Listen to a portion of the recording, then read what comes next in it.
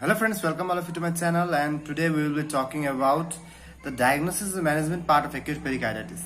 So first of all, in the diagnosis, if the two or more findings are present, then it will confirm the diagnosis. So what are the four findings from which if two or more findings are possible, then that will diagnose the pericarditis? That chest pain, and I have already discussed about the chest pain, pericardial friction rub which can be heard on auscultation, pericardial effusion that can be diagnosed by ECG or the echocardiography and ECG findings.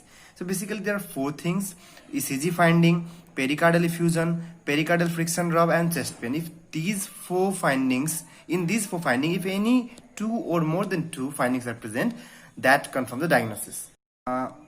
Now, how to diagnose the person is having the pericardial effusion? So the first thing that you can diagnose the pericardial effusion is by chest X-ray. So chest X-ray. But what happens to see the pericardial effusion in chest X-ray? The fluid should be greater than 200 ml. Fluid should be greater than 200 ml. That's why it is not a very good investigation to diagnose the check whether the pericardial effusion is present or not. But yes, chest X-ray can be done and it will show the pericardial effusion if the pericardial fluid is greater than 200 ml. So what are the things you can get in the chest X-ray? Basically, in X-ray you can get the increased cardiothoracic ratio. So as we know, let's suppose like this is a chest X-ray, and here is a shadow of the heart. Here is a shadow of the heart. Then normally this this heart and this is a thorax. So there is a ratio that is known as cardiothoracic ratio. So the ratio between the length of the heart and the length of the whole thorax, this is taken, and this is known as cardiothoracic ratio, and this ratio is basically increased in case of the pericardial effusion. Yani ki ratio is greater than cardiothoracic is increased than that of normal.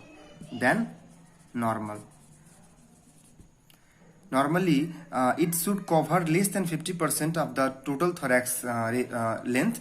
But if it covers more than 50% of the total thorax length, then we will call it there is an increased cardiothoracic ratio. But if the pericardial effusion is less than 200 ml, then chest X-ray cannot diagnose it. So in that condition, we have to use the echocardiography. So echocardiography can be used to diagnose the pericardial effusion, and we can also see for the ECG changes. So there are some ECG changes that are due to the pericardial effusion. So ECG changes of pericardial effusion. So what are those ECG changes? Basically, we should know that in pericardial effusion, what happens? Let's suppose this is a heart, and this is let's suppose this is a pericardium, and let's suppose this is the fluid between the heart and the pericardium. Now, as we know, if there is excessive amount of fluid surrounding the heart, then whenever the heart contracts, the excess amount of fluid restrict its movement, and the excess amount of fluid do not let the current to show its normal value. That's why basically the ECG will be of the low voltage ECG. So there will be low voltage ECG. So this low voltage ECG is nothing. Basically, it is due to there is a fluid. That's why as we know, there is a fluid surrounding the heart. So if the probe is, if the electrode, you should know that the electrode is actually taking the current in it and showing the ECG. But if there is so much amount of fluid, the voltage coming to the electrode is very less, and that's why the ECG will be of low voltage. Yani ki every wave of the ECG will be of the less amplitude. So there will be less amplitude of the waves.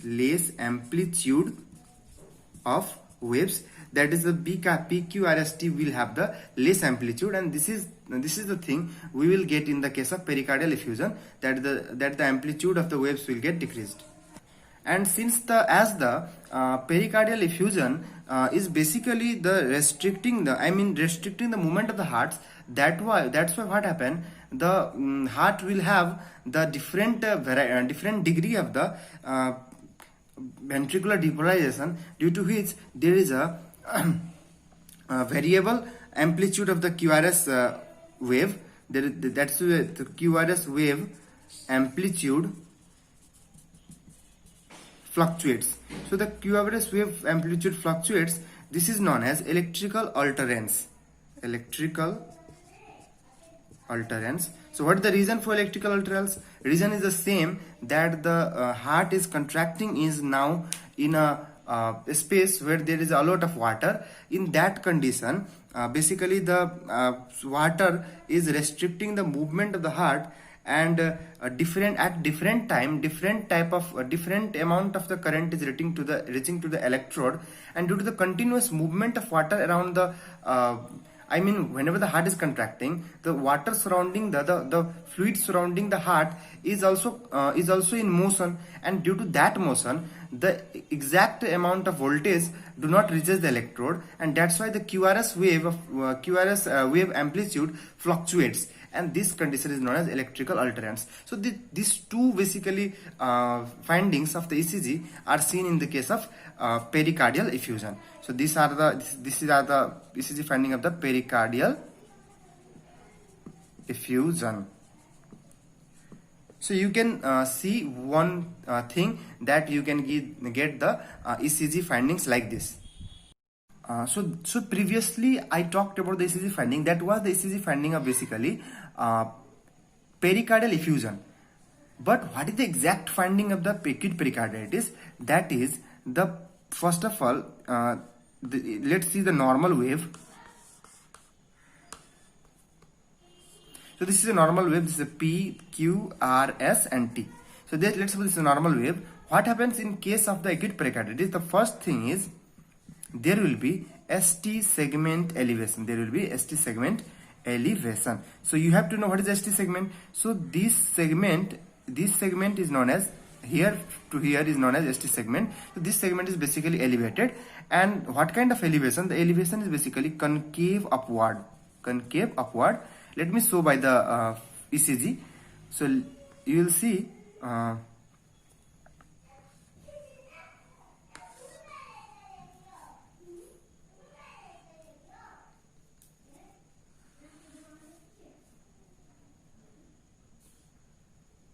so you will see like this, and you can see there, this is the known as ST segment elevation, and this ST segment elevation is concave in nature, not the convex in nature, and it is upward. So this is concave upward ST elevation. Whereas in myocardial infarction, what happens? If you will see in the ECG of MI, that is ST elevation MI, then what you will see, then that there is basically the ST elevation will be like this. So this is known as convex upward. Convex upward.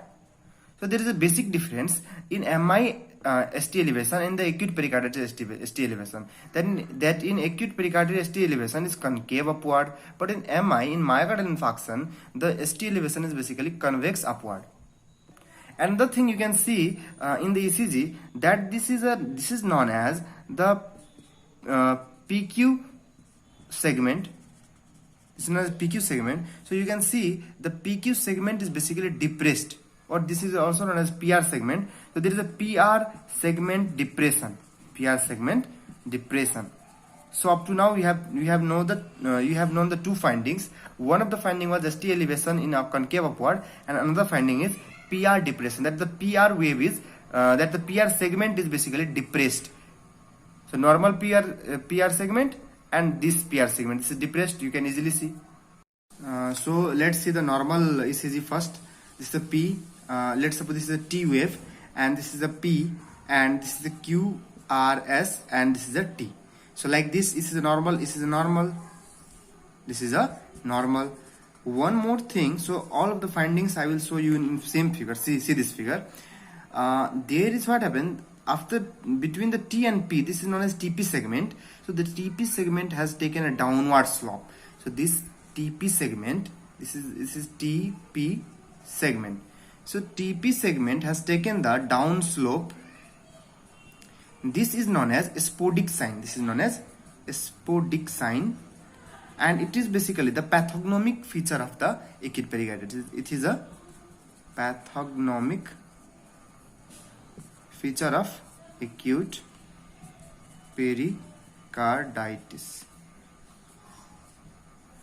Another thing you can see, the PR depression. So this is basically PR depression, and this is, you can see, the ST segment elevation in concave upward. So these are the findings you will get in acute pericarditis. There is a downward sloping of the PQ into TP segment, downward sloping of the TP segment. Don't get confused. TP segment, there is a downward sloping TP segment. This is known as spodic sign, and the pathognomic feature of the acute pericarditis. And the thing, you can see the PR depression and the ST segment elevation. So these three are the findings of the ECG in the acute pericarditis. Now let's see the stages of the ECG changes. So in stage first is basically in 1 to 2 weeks. So in 1 to 2 weeks of pericarditis, you will see the diffuse ST elevation. You will see the PR depression. And you will see basically the spodic sign. These features you will see in all leads. Except AVR. You will not see in these features in AVR. Why?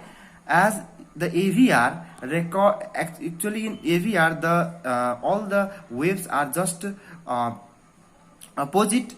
Actually just opposite. That's why you will not get these things in the AVR, and in other all leads you will get these features. So this feature will be seen in stage 1, and rather than you will see the reciprocal changes will be seen in the AVR. Okay, now let's see stage 2. Stage 2 is basically after 2 weeks, yani ki in third week. Basically in third week you will see that the ST segment get normalized. So there is a normalization of the ST changes. So there will be normalization of ST changes, and there is a generalized T wave flattening. Yani in first week you are seeing like what type you are seeing in first week. You will see like there is a down sloping of the TP segment. Then there will be down actually PR segment depression. Then you will see the ST segment elevation, and you will see like this. ठीक? But in stage 2, what happens in stage 2? You will yes, okay. In stage 2, what you will see? You will see that this T wave is basically now flattened. T wave is basically now flattened, and the ST segment changes will not be there. It will become normal. It will become like normal QRS. Okay. So this thing you will see in stage 2. Now we will see in stage 3. So stage 3 is after 3 weeks. So after 3 weeks, you will see that the T wave, which was actually initially the T wave was like this in first stage. In second stage, T wave was this in second stage, and third stage T wave will be like this. So this is known as inverted T wave. Inverted T wave. So this inverted T wave will be seen in the stage 3, and there will be stage 4. In stage 4, there will be the every ECG will be the normal. So this is the normal ECG. There will be no any findings of acute pericarditis. There is normal ECG. So you should know these stages so that you can appropriately diagnose the acute pericarditis. There are some supporting investigation which will actually support the diagnosis. like the in blood, you will see the complete blood count, there will be increased level of WBC, and if you will see the serum CRP, that is a carbohydrate reactive protein, you will see the CRP will increase. That this both denotes the infection and inflammation. And to rule out the myocardial infarction, you can do the creatine kinase MB, you can do the correct troponin.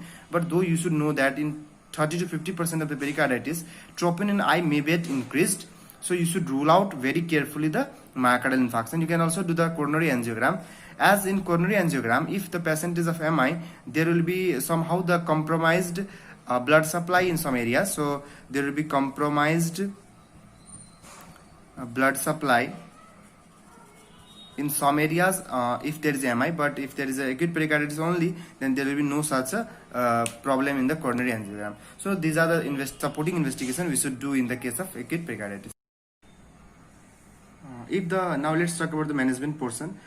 If the cause of the pericarditis is viral or idiopathic, if you suspect like that, and if you diagnose that, then you should start with the aspirin, NSAIDs.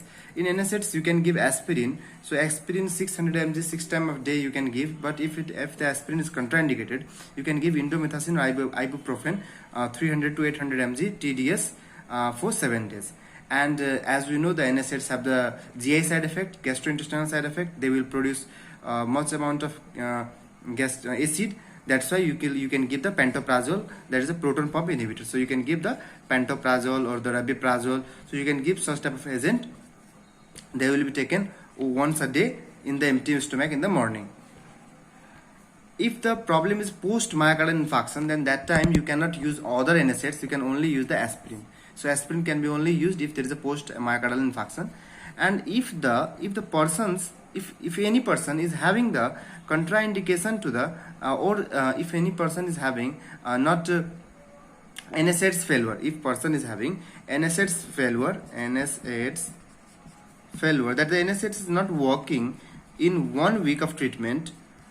So after 1 week of treatment, though given the NSAIDs for 1 week, and though it is not treated well, then you should start with the colchicine. You should start now colchicine.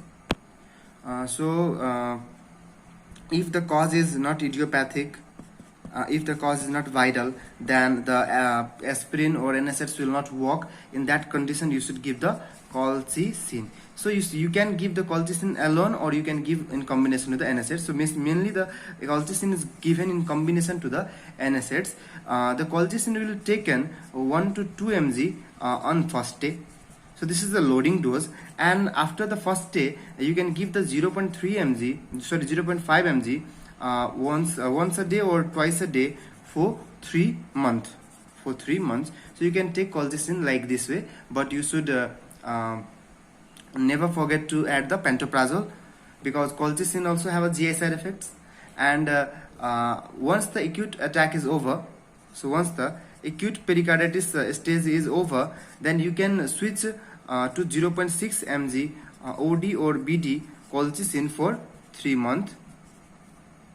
So OD is given if any once a day dose is given if the person is less than 70 kg. But if the person is more than 70 kg, then you have to give the colchicine 2 times a day. So this is the treatment protocol. That this is given at the time of attack, acute attack, and this is given after the acute attack. So this is given after acute attack. But unfortunately, in some patients, sometimes the NSAIDs, colchicine both doesn't work. In that case, you can use the corticosteroids. So corticosteroids is used whenever the NSAIDs either are contraindicated or colchicine are contraindicated or not tolerated well, or in refractory cases. If there is a NSAIDs colchicine failure, then that condition we can use the corticosteroids. Basically, in corticosteroid we can use the systemic corticosteroid like the prednisolone or methylprednisolone, and also this corticosteroid is also given in the autoimmune pericarditis like the Dressler syndrome.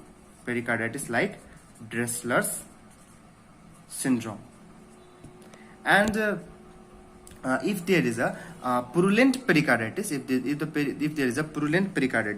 then you can use the antibiotics. antibiotics. And the thing you should know that if the cause is the malignancy, then you should go for the chemotherapy and radiotherapy.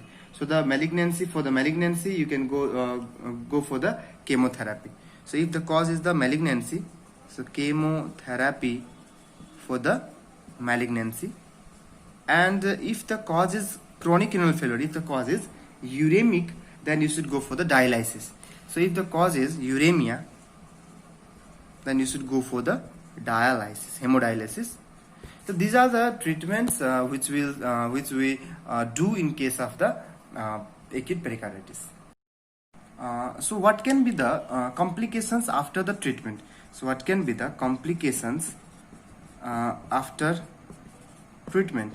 So you should consider in mind that there are some group of patients that will recover completely. So there is a complete recovery. Some patient will have the complete recovery.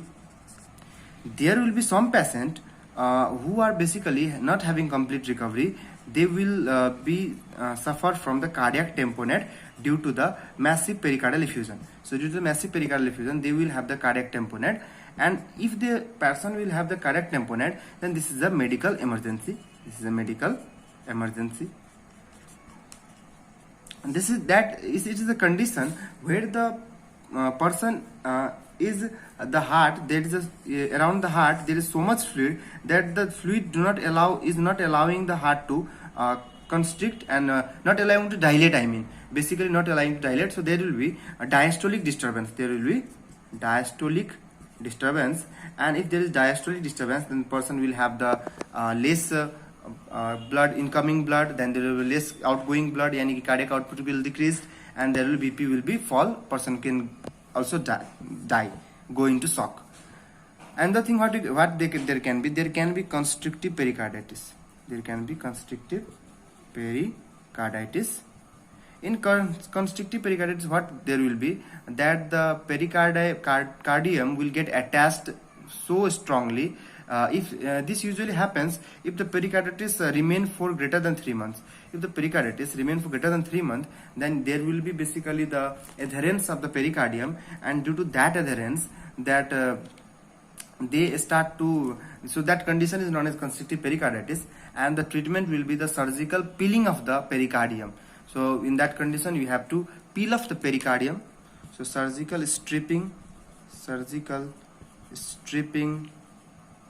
or peeling of the pericardium, So this was about the complications or the prognosis of the pericarditis, that there can be complete recovery, there can be cardiac tamponade, and there can be the constrictive pericarditis, which we have to treat by surgical removing of the stripping of the pericardium. So thank you.